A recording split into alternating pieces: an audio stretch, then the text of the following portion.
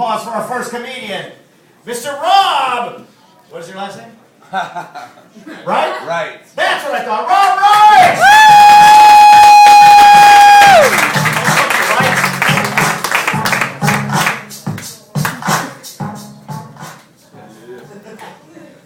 We're all way too late for that now, aren't we? No. Yeah. Y'all here see Big Tim? Yeah! Because of my size, I just call him Tim. It's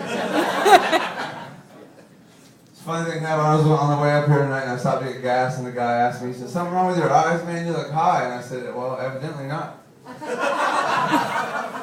They both look like that? He's like, "Yeah." I said, "Well, then no. I got 20/20. I'm high. Any Mexican people here? Mexican? Yeah, no, there's never just one unless you're riding a motorcycle. My baby mom was Mexican, so that means I can say whatever I want about Mexican people and get away with it. Because I was late on child support one week and she called MS-13 on me. They were like, "Hey, Holmes, we need the money for the car. All of us." She got half my shit in the divorce, custody of my kids, and all 87 of my cousins. 16 of which were named Pedro. I do a lot of Mexican jokes, I do, I'm sorry. I'm not scared of them, they're all real. My last job was actually, I used to smuggle Mexicans into the country. It was funny because I would put like 10 Mexicans into a piñata. And then I would put 10 piñatas into a Hyundai Sonata. And I would drive that motherfucker all the way up to Colorado. And they paid me to beat him with a stick. Fucking dream job. Went to a Mexican funeral one time. It was crazy because being in a Mexican family, you know, because, you know, I had to go to a funeral and there was a limo out there. And they opened up the door. And 87 of my relatives were in that fucking limo. It's a Mexican joke. You gotta get the Mexican part. You'll get there. You'll get there. So I get to the funeral, right? And it was a tragic car crash. So the preacher starts preaching and saying shit in Spanish, and I don't know Spanish. So he's like, "Okay, get one." So the pallbearers go over there and they grab a casket. And he's like, "Get another one." They even carpool when they're dead. There were 6 dead ones in the fucking hearse. Tragic car accident. I went to a Mexican motorcycle gang bar one time. There was 300 members and only 47 bikes. I'm just mad because I'm white and I couldn't join a gang because the only gangs you could join is too expensive. You gotta buy a bike or something. Or shave your head. I'm way too. I like hip hop too much for that. That's good. You like hip hop?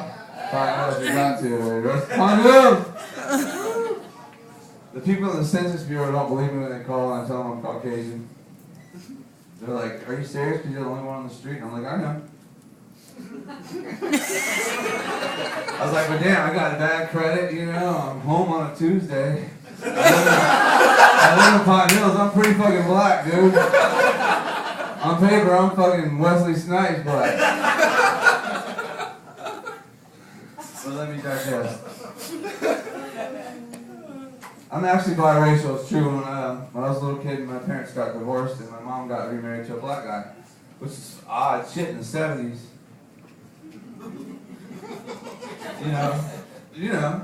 Well, you probably don't.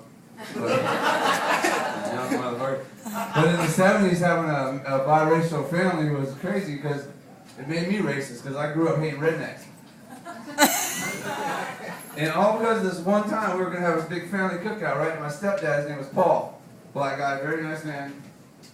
Airline pilot. Good job. Took me to Piggly Wiggly. Y'all remember Piggly Wiggly's? Yeah. To buy stuff for a barbecue, right?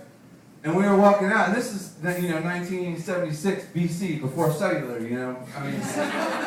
So, we're walking out of Piggly Wiggly, and these two rednecks grabbed me, and I'm freaking out, because I'm like 7 years old, I'm holding my stepdad's hand, and they're like, "Who is this Negro trying to take you?" And I'm like, "That's Paul," and they're like, "He ain't your Paul." promise you anything? I'm like, yeah, we're gonna have chicken. They get the police on the phone, they're like, we got this Negro down here trying to steal white kids with chicken. It took me 16 hours to get my fucking chicken. You ready next? Drink that one. It was crazy too because if y'all know anything about the 70s, you know that there was a white part of town and a black part of town, and I had a house and I summered in the white part of town. Basically, I was only white on the weekends, is what I was going to tell you. But when you're growing up and as a kid, you play sports with your friends in the neighborhood, right? So when I was at my dad's house, the white part of town, I was like the star athlete. They call me Dunk, Swish, Money. You know, I had all the cool nicknames. But when I was in the black neighborhood, they call me, hey Cracker, don't fucking shoot the ball. One time we were at the playground, I made the winning shot, and both teams beat me up. My own player's like, trying to fucking embarrass me, my girl's down there, shit. Thanks, man, I like that. Laughter is the best payment. Especially when there was no other offer on the fucking table. I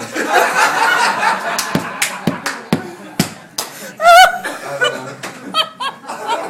know. It's crazy, man. I mean, it was crazy being biracial because we were at a red light one time and these guys pulled up to the red light and they yelled out, hey, you fucking Negroes! And then they saw me sit in the back street and they apologized. And I was like,